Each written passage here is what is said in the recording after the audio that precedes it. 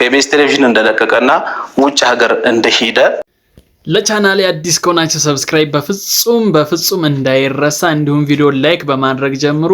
አመሰግናለሁ። ተወዳጁ ጋዜጠኛ ዮናስ የኢቢኤስ አሁን ላይ ካሉ ጋዜጠኞች ሲኒየር ጋዜጠኛ ሰሞኑን እንግዲህ ኢቢኤስ ፕሮግራሞች ላይ እየታየ አይደለምና ከዚህ ጋር ተያይዞ አንዳንድ ዜናዎች እየወጡ ነው።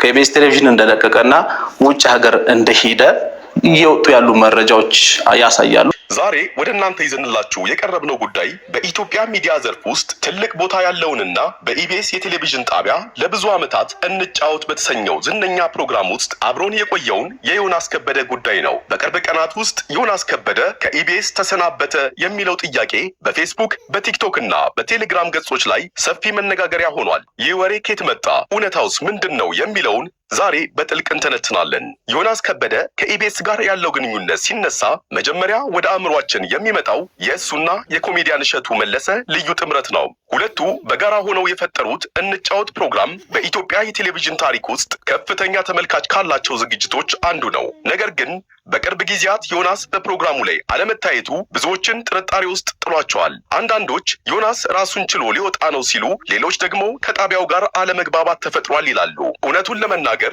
ዮናስ ከበደ በኢቢኤስ ውስጥ ያለው ሚና ለጣቢያው የምርት ጥራት ትልቅ አስተዋጽኦ ነበረው። የእሱ የግል የንግግር ዘይቤ፣ ጨዋነት የተሞላበት ቀልዱና እንግዶችን የመያዝ ብቃቱ አራዳነትን ከጨዋነት ጋር ያጣም የኢቢኤስ ወሳኝ የቅዳሜ ሰዓት አቅራቢ የነበረው ዮኒ ከኢቢኤስ መውጣቱ እውነት የሆነ ይመስላል። ብዙ መረጃዎች እንደዛ እየወጡ ነው።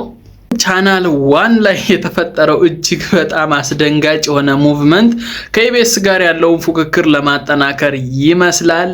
እስኪ እንየው።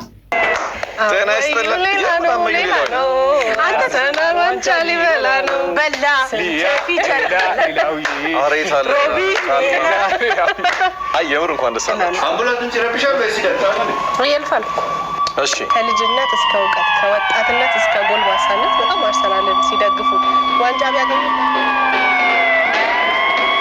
ዋንጫ ባላገኘበት